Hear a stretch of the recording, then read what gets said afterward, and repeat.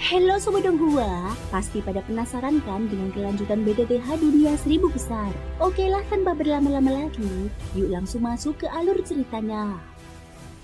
Di episode sebelumnya, melalui api suci, kecerdikan strategi, dan pengorbanan besar, Xiaoyan bukan hanya berhasil menyelamatkan gingseng Raja Langit, tetapi juga membuka jalan bagi kelahirannya sebagai manusia sejati. Di saat yang sama, boneka iblis emas mengalami lonjakan evolusi besar, menyerap kekuatan tribulasi dan melangkah ke tingkat yang jauh lebih menakutkan. Namun keberhasilan ini juga mengirim sinyal bahaya ke seluruh runtuhan. Banyak mata mulai mengincar hasil dari tribulasi ini, menjadikan konflik besar selanjutnya tak terelakkan. Berhasil, Yuru dan Mu Yingying tak kuasa menampakkan keterkejutan mereka, lalu berseru ke arah Xiaoyan yang berada di langit. Setiap gerakan Xiaoyan barusan benar-benar mengguncang hati kedua gadis itu, terutama ketika kekuatan malapetaka akhirnya meledak sepenuhnya, dan keduanya diliputi kecemasan yang luar biasa. Untungnya tidak terjadi apa-apa, jika tidak mereka pasti sudah nekat turun tangan. Terlebih lagi kekuatan malapetaka yang begitu mengerikan itu benar-benar berhasil ditanggung oleh Xiaoyan. Meski keberhasilan ini sangat bergantung pada bantuan gingseng Raja Langit dan boneka iblis emas, siapa yang bisa menyangkal bahwa tanpa keberanian dan ketelitian Xiaoyan, semuanya tak akan berjalan sehalus ini. Hehehe, terima kasih banyak. Gingseng Raja Langit yang kini berwujud manusia segera mengepalkan tangan ke arah Xiaoyan, namun gerakannya tampak kaku. Jelas karena dia baru saja menguasai tubuh manusia ini dan belum sepenuhnya terbiasa. Pada saat berikutnya, Gingseng Raja Langit langsung melemparkan tubuhnya ke arah Xiaoyan. Dia tahu betul bahwa jika bukan karena Xiaoyan, dirinya pasti sudah sepenuhnya binasa dalam malapetaka terakhir tadi. Hehehe, melihat hal itu, Xiaoyan tak ragu sedikit pun dan langsung menerimanya. Begitu Gingseng Raja Langit masuk ke tangannya, energi istimewa tiba-tiba muncul dari inti tubuhnya. Bahkan dengan kekuatan Xiaoyan, dia tetap sedikit terkejut. Jika gingseng Raja Langit juga sudah diperoleh hari ini, maka kebangkitan leluhur hanya tinggal satu bahan obat terakhir, embun langit. Tapi benda itu benar-benar merepotkan. Xiaoyan menyimpan gingseng Raja Langit dengan hati-hati, lalu berpikir dalam hati. Berdasarkan informasi yang dia ketahui saat ini, besar kemungkinan embun naga langit tidak akan muncul di dunia manusia. Artinya Xiaoyan harus mencarinya di klan naga. Namun klan naga dipenuhi para ahli luar biasa kuat. Dengan kekuatannya saat ini pergi ke sana sama saja dengan mencari kematian. Kita turun dulu. Gingseng Raja Langit berkata, keributan di sini terlalu besar. Aku khawatir akan menarik perhatian banyak manusia yang mengincar kita. Ucap Gingseng Raja Langit. Sekarang kau benar-benar bisa dianggap manusia. Xiaoyan tertawa ringan saat dia dan Gingseng Raja Langit turun ke dalam penghalang. Benar, tapi kekuatanku juga turun ke tahap awal Dodi Bintang 1. Meski begitu, sudut mulut Gingseng Raja Langit justru dipenuhi senyum. Walaupun kekuatannya anjlok drastis dari puncak Dodi menjadi Dodi Bintang 1 setelah berubah menjadi manusia, Gingseng Raja Langit tidak mengeluh sedikit pun. Dia tahu jika tidak melakukan perubahan ini, kemungkinan besar dia bahkan tak akan selamat dari malapetaka kedua. Malapetaka pertama saja sudah membuatnya nyaris hancur, apalagi yang berikutnya. Selamat, karena sekarang kau manusia, tentu kau butuh nama manusia. Tidak mungkin terus dipanggil Gingseng Raja Langit, Yuru berkata sambil tersenyum. Hahaha, benar juga. Biar kupikirkan, bagaimana kalau Tianzhen saja? Tubuh asliku adalah Tian Wangsen. Sekarang aku sudah menjadi manusia, jadi cukup hilangkan kata di depannya. Tian Wangsen tersenyum. Baiklah, kalau begitu aku akan memanggilmu Tianzhen. Xiaoyan ikut tersenyum. Iya, setelah menjadi manusia, dia bisa menikmati keindahan dunia manusia tanpa harus terus-menerus dihantui ancaman malapetaka. Bagaimana dengan bonekamu? Setelah beberapa saat, Tianzhen tiba-tiba bertanya. Tidak apa-apa, jawab Xiaoyan singkat. Mendengar hal itu, Tianzhen merasa lega. Dia tahu betul bahwa biaya pembuatan boneka tingkat tinggi sangatlah mahal. Jika terjadi kerusakan, dia tentu akan menggantinya untuk Xiaoyan. Karena kebun obat sudah selesai, mari kita cari yang lain lalu menuju Istana Kristal Ungu. Itu tujuan akhirnya. Xiaoyan tersenyum. Istana Kristal Ungu, aku memang tahu sedikit tentang tempat itu. Tapi sekarang kekuatanku telah menurun. Kurasa aku hanya bisa mengandalkanmu. Nada suara Tianzhen terdengar waspada. Bahkan sosok kuat dirinya pun merasa gentar menghadapi Istana Kristal Ungu. Baiklah, Xiaoyan langsung mengangguk. Penghalang ini cukup kokoh. Xiaoyan bercanda ringan. Setelah menyadari bahwa dia tak bisa membukanya dengan kekuatan sendiri, namun persepsinya tajam dan dia tahu masih ada dua orang yang mengikutinya dari luar. Seketika inti prasasti kehidupan ilahi di pusat kesadarannya memancarkan jejak kekuatan spiritual, seolah sedang mengatur sesuatu. Hebat, beres juga. Tianzhen terkekeh. Hancur. Begitu Tianzhen berbicara, penghalang itu langsung lenyap, memperlihatkan Xiaoyan dan yang lainnya. Ayo pergi. Xiaoyan baru saja membuka mulut ketika dua sosok melesat bagaikan angin kencang. Hehehe, saudara Xiaoyan, Jangan terburu-buru pergi. Fluktuasi barusan sepertinya berasal dari malapetaka keajaiban langit dan bumi. Entah apakah saudara Xiaoyan sempat melihatnya. Wangzi dan Guni muncul, menghalangi jalan Xiaoyan. Orang-orang dari Sekte 10 Racun dan Solomon. Yoru sedikit terkejut. Dari aura mereka saja sudah jelas bahwa keduanya bukan orang biasa. Kekuatan Guni telah mencapai tahap awal Dodi bintang 7. Sementara Solomon yang bertindak begitu rendah hati justru terasa semakin sulit dihadapi. Adapun gaya bertarung Sekte 10 Racun yang sangat aneh, dan kekuatan Wangzi bahkan telah mencapai tahap menengah Dodi bintang 7. Kehadiran dua tokoh kuat ini langsung membuat Yoru diliputi rasa was-was. Akhirnya kalian tak bisa menahan diri. Xiaoyan tampak sudah lama menyadari keberadaan mereka. Suaranya tenang dan datar. Kau sudah tahu. Guni terkejut. Aku sudah tahu sejak kalian masuk ke kebun obat. Xiaoyan tersenyum tipis. Lalu kenapa? Sekarang kau terpisah dari orang-orang sekte racun dan pavilion Wanhua. Sekuat apapun dirimu, kurasa hari ini kau tak akan lolos dari nasib buruk. Wangzi berbicara dengan nada meremehkan. Ucapan itu masuk akal. Namun jika kukatakan bahwa aku sengaja berpisah dari mereka hanya untuk memancing kalian berdua keluar, kurasa kalian tak akan percaya. Xiaoyan tersenyum. Sudut bibirnya terangkat membentuk lengkungan berbahaya.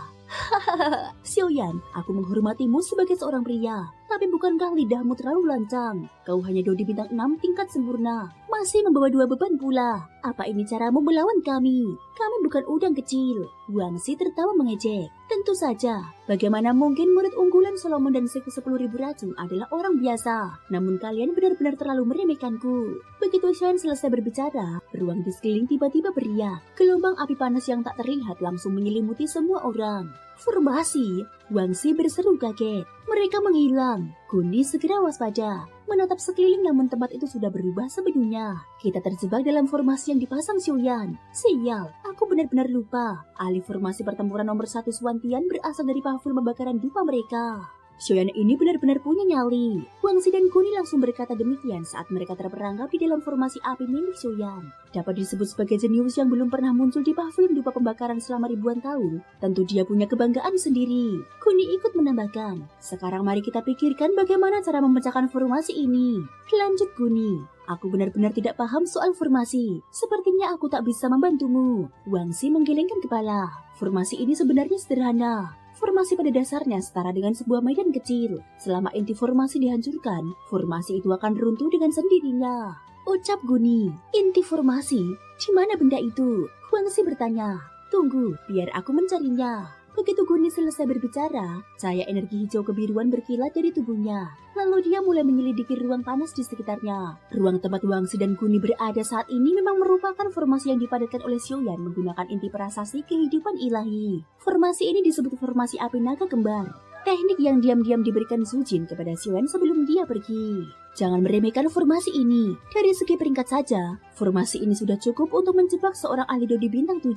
Ditambah lagi api yang digunakan Xiaoyan jauh lebih mengerikan. Cukup untuk membuatnya tak gentar menghadapi para Dodi bintang 7 yang kuat. Apa itu? Awalnya Wangzi tidak mengerti ketika melihat sesuatu seperti nyala api puluhan meter di depan mereka. Namun pada detik berikutnya, pupil matanya langsung mengecil. Api apa itu? Itu jelas seekor naga api. Naga api itu diselimuti warna-warni cemerlang. Jika dihitung dengan teliti, terdapat tidak kurang dari 23 jenis api yang berpadu di dalamnya. Naga api ini dipadatkan langsung oleh Xiaoyan. Cepat mundur. Wangzi tak kuasa berteriak kepada Guni yang sedang mencari-cari di depan. Entah mengapa, Wangzi merasakan bahaya yang sangat samar namun menyisakan dari naga api tersebut. Tekanan itu begitu tirani, sampai-sampai nafas terasa berat. Ada apa? Guni baru melangkah beberapa langkah ketika terkejut oleh teriakan Wangzi, lalu mengerutkan kening dan bertanya, ada sesuatu di depanmu. Wangzi berteriak keras. Melihat Guni belum juga menyadarinya, Wangzi tak bisa menahan diri lagi. Energi kehidupan yang menyilaukan terkondensasi dan langsung menghantam ke arah belakang Guni. Guni sendiri tengah fokus mencari inti formasi, sehingga sama sekali tidak menyadari keberadaan naga api. Yang dia lihat hanyalah Wangzi menyerangnya dengan kekuatan penuh. Bagus sekali, Wangzi, kau benar-benar bajingan yang menusuk dari belakang. Guni meraung marah, namun baru saja dia hendak membalas, gelombang panas yang menyengat tiba-tiba menyapu tubuhnya. Pung pung pung. Serangan energi kehidupan Wangzi menghantam naga api berwarna-warni itu. Namun naga api sama sekali tidak terluka. Dia hanya berbalik dan tidak lagi beradu kekuatan dengan Wangzi. Namun api itu menghilang dalam sekejap. Tetapi Wangzi dan Guni justru diliputi perasaan tertekan. Formasi ini terlalu kuat. Aku bahkan tak tahu dari mana naga api itu muncul dan kemana dia pergi setelah menyerang barusan. Wangzi berkata dengan nada waspada. Intuisinya mengatakan bahwa formasi ini sama sekali tidak sederhana. Itu seharusnya ruang dimensi berbeda. Sedangkan naga api itu kemungkinan besar adalah pembunuh sebenarnya. Kuni berkata dengan suara berat. Hati-hati. Tak lama kemudian naga api berwarna-warni itu muncul kembali entah dari mana. Lalu mengaum dan menerjang keduanya. Sial, Xiaoyan, dasar bajingan. Kenapa kau tidak keluar saja dan bertarung secara terbuka? Wangxi dipenuhi amarah dan langsung memaki. Sementara itu, dua orang ini memang cukup merepotkan. Saat ini Xiaoyan tengah duduk bersila di kebun obat. Di hadapannya sebuah gulungan formasi berkilau perlahan. Jika diperhatikan dengan seksama, Kuni dan Wangxi ternyata berada di dalam gulungan itu. Seorang master formasi Dao yang kuat mampu menjebak orang di dalam gulungan formasi atau mural batu. Menggunakan kekuatan spiritual untuk menggambar prasasti demi menyegel atau menahan lawan. Keduanya adalah murid unggulan Solomon dan Sekte 10 Racun dalam beberapa tahun terakhir. Kekuatan mereka pasti luar biasa. Yuru berkata pelan, apakah dia sanggup mengatasinya? Mu Yingying tampak khawatir. Xiaoyan baru saja menerima kekuatan malapetaka dan kini harus menghadapi dua ahli Dao di bintang 7. Situasinya jelas berat.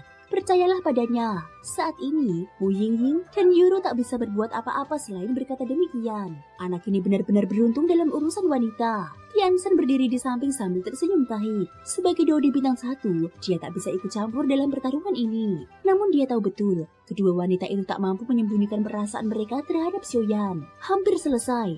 Sekarang biar aku menemui kalian. Tak lama kemudian, sosok Xiaoyan menghilang seketika. Saat dia muncul kembali, dia sudah berada di dalam gulungan formasi. Xiaoyan, kau masih berani keluar, mencari mati. Telapak yang beracun. Melihat kesempatan itu, Wangxi langsung menahan amarahnya. Mengangkat telapak tangan beracun, lalu menghantam Xiaoyan dengan ganas. Telapak racun itu membawa aura mengerikan dan menghantam langsung ke arah Xiaoyan di dalam formasi. Namun tepat ketika Wangxi hendak menyerang, sosok Xiaoyan tiba-tiba berubah menjadi naga api raksasa berwarna coklat kekuningan. Naga itu membuka mulutnya yang ganas dan langsung menelan racun tersebut. Detik berikutnya sosok Xiaoyan muncul kembali di antara dua naga api. Kenapa terburu-buru? Begitu muncul, Xiaoyan langsung berkata dengan santai. Formasi ini dibentuk dari inti prasasti kehidupan ilahi milik Xiaoyan. Tanpa ragu bisa dikatakan bahwa di dalam formasi ini, Xiaoyan nyaris tak terkalahkan. Dia bisa datang dan pergi sesuka hati. Xiaoyan, Wangxi menggertakkan gigi, marah karena serangannya sia-sia. Tidak, Kuni tampaknya menyadari sesuatu. Dia menggelengkan kepala ke arah Wangxi, membuat Wangxi perlahan menenangkan diri. Tak kusangka kau juga seorang ahli formasi. Kuni tersenyum sambil berkata kepada Xiaoyan, kalau begitu, sekarang aku agak percaya bahwa Ki Hauran memang dibunuh olehmu. Apa maksudmu? Xiaoyan tertawa kecil mendengar ucapan Kuni. Apakah orang ini sudah dipukul sampai linglung? Bagaimana kalau kita bekerja sama? Warisan beribulan kami serahkan padamu. Kami hanya butuh jiwa pertarungan. Kuni langsung mengutarakan niatnya. Bekerja sama? Aku tidak tertarik bersekongkol dengan harimau. Dan lagi, jiwa pertarungan itu memang tidak pernah berniat kuberikan kepada kalian. Xiaoyan berkata dengan tenang meski nada meremehkannya terdengar jelas. Kalau begitu jangan salahkan kami. Wangxi, serang. Selama dua naga api itu dihancurkan, formasi ini pasti runtuh. Begitu Kuni selesai berbicara, energi kehidupan yang aneh muncul dari tubuhnya dan langsung menerjang dua naga api di samping Xiaoyan. Menurutmu teknik formasiku selemah itu? Itu kesalahan besar. Xiaoyan mundur selangkah, lalu dua naga api melesat langsung ke arah Kuni dan Wangxi. Serangan mereka begitu ganas, sampai-sampai bahkan Dao di bintang 7 pun tak berani menghadapinya secara frontal. Yang meledak dari tubuh dua orang itu adalah kekuatan vitalitas tingkat 8, ditambah dengan atribut masing-masing satu petir dan satu air. Maka terhadap dua naga api tersebut secara alami terdapat pengekangan tertentu. Tak kusangka mereka berdua memiliki vitalitas tingkat 8. Ucap Xiaoyan, dia berdiri di belakang dua naga api dan berbicara dengan tenang. Jika bukan karena mereka memiliki vitalitas setingkat itu, formasi api naga kembar saja sudah cukup untuk menguras mereka sampai mati. Jari pemusnah jantung tangan beracun. Tubuh Kuni memancarkan cahaya hijau kebiruan, sementara tubuh Wangxi diselimuti kilat perak yang menyilaukan. Dua serangan mengerikan itu melesat langsung ke arah dua naga api. Hohoho!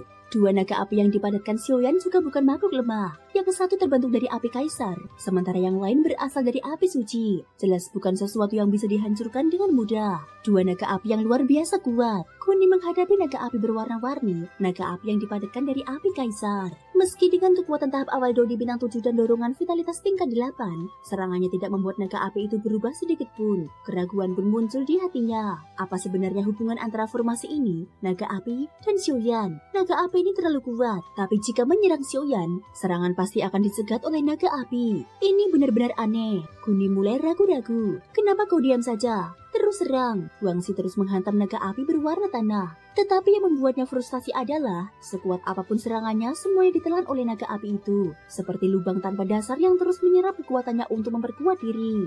Tak kusangka dengan rune yang dipadatkan dari inti prasasti master formasi, ditambah kekuatan api kaisarku dan api suci, formasi api naga kembar ini justru meningkat ke tingkat yang lebih tinggi. Aku khawatir hanya dengan mengandalkan teknik formasi saja, sudah cukup mudah untuk menahan dua ahli Dao di bintang 7 tahap menengah. Xiaoyan tersenyum pelan, meski senang dalam hati. Serangannya tak berhenti. Gelombang api ganas terus dipancarkan oleh dua naga api, lalu menghantam Guni dan Wangxi tanpa ampun. Ruang formasi yang sudah panas berubah semakin menyiksa dan membuat keduanya kewalahan. Tidak bisa dibiarkan terus begini. Ruang ini seolah-olah menggerogoti kekuatan kita. Begitu juga naga api itu. Kalau berlanjut, kita akan kalah dalam adu ketahanan. Yang menderita pasti kita. Serangan terakhir jika berhasil kita bunuh Xiaoyan. Jika gagal kita kabur. Nada suara Guni dipenuhi keraguan saat berbicara kepada Wangxi. Dia tahu sekarang bukan saatnya memaksakan diri bertarung sampai mati dengan Xiaoyan. Demi jiwa pertarungan dan warisan tak perlu mengorbankan segalanya. Baiklah, Wangxi langsung mengangguk tanpa ragu. Tekanan dari naga api suci yang dihadapi memang jauh lebih besar. Terima ini, pemakaman bunga racun. Wangxi tertawa aneh. Seketika kabut racun hijau menyebar dari segala arah. Detik berikutnya, ruang di sekitar Wangxi memancarkan cahaya hijau menyilaukan. Seperti benang sari bunga raksasa, cahaya itu melesat ke udara lalu meledak seketika, menerjang dua naga api. Dua naga api seakan terprovokasi dan langsung mengaum mengguncang ruang formasi. Hancurkan! Mata Guni dan Wangxi menyembit tajam. Dengan fluktuasi kehancuran, mereka menghantam dua naga api itu secara bersamaan. Serangan racun yang tampak mengerikan itu menghantam naga api. Keduanya tampak tak tergoyahkan. Namun pada detik berikutnya, sebuah auman menembus seluruh ruang formasi. Api apa ini? Ini benar-benar bisa membakar vitalitasku. Vitalitasku ditekan oleh api ini. Tubuh Guni dan Wangxi diselimuti api suci berwarna kuning tanah, membuat mereka berteriak kaget. Karena kekuatan api itu jelas menurunkan kekuatan mereka. Xiaoyan tersenyum tipis. Begitu suaranya tenang jatuh, ekspresi Guni dan Wangxi berubah drastis. Mereka merasakan aura bahaya ekstrim dari dua naga api itu, terutama dari naga api berwarna tanah yang memancarkan gelombang kehancuran. Keduanya tak berani ragu sedikit pun. Tidak, kita harus pergi. Mereka saling berpandangan, lalu serempak mengeluarkan sebuah gulungan rune yang sangat indah dari cincin penyimpanan dan menghancurkannya seketika. Dalam sekejap, tubuh mereka lenyap dari ruang formasi. Mereka rela menggunakan gulungan ruang yang begitu berharga. Xiaoyan menggeleng pelan. Dia mengibaskan tangannya, dan dua naga api langsung menghilang. Ruang formasi pun kembali tenang. Mereka kabur. Wu Yingying menyadari bahwa di dalam gulungan hanya tersisa Xiaoyan, lalu segera keluar. Sepertinya mereka menggunakan gulungan ruang untuk melarikan diri. Tianzhen berkata pelan, "Gulungan ruang?" Wu Yingying bertanya bingung. Itu semacam gulungan yang memungkinkan perpindahan jarak pendek. Benda seperti itu hanya bisa dibuat oleh ahli atribut ruang. Meski dijual di pasaran, biayanya sangat mahal. Yuru menjelaskan, "Kau tidak apa-apa." Begitu Xion keluar, kedua wanita itu segera bertanya dengan cemas. "Aku baik-baik saja. Ayo pergi." Xiaoyan menyimpan kembali gulungan formasi. Dia sendiri tak menyangka gulungan itu begitu menakutkan. Satu saja sudah mampu menjebak dua ahli setingkatnya. "Xiaoyan, kalian semua tidak apa-apa." Begitu mereka melangkah pergi, Xiuqi dan rombongannya datang. Xiuqi langsung memeluk Yuru, memeriksanya, dan setelah memastikan tidak apa-apa barulah dia sedikit lega. Meski tetap sesekali memarahi Xiaoyan dengan kesal, 5 racun dan yang lain sudah kembali. Xiaoyan melihat Xiuqi dan yang lainnya berkumpul, lalu menoleh ke arah tertentu, tempat rombongan 5 racun berada. Dia jelas menanyakan kondisi 5 racun, karena mereka juga masuk ke kebun obat untuk mencari penawar tubuh racun negatif. "Baiklah, ayo pergi. Selanjutnya aku khawatir itu adalah tempat paling menarik di seluruh reruntuhan." Xiuqi tersenyum pelan. "Kalau begitu ayo." Xiaoyan menatap kebun obat dengan sedikit nostalgia. Banyak bahan obat langka di sini yang nyaris mustahil ditemukan di dunia luar. Tanpa ragu, dia melangkah maju dan berjalan lurus menuju istana kristal ungu. Yang lain saling berpandangan, lalu segera mengikuti. Namun, ketika Xiaoyan dan rombongannya bergerak menuju istana kristal, seseorang telah lebih dahulu masuk ke dalamnya. Thank you guys sudah mendengarkan ceritaku di episode kali ini sampai akhir. Ikutin terus kelanjutan episode berikutnya ya. Terima kasih buat kalian semua yang udah subscribe, like, dan komennya. Semoga hari kalian menyenangkan. Sampai jumpa dan bye-bye.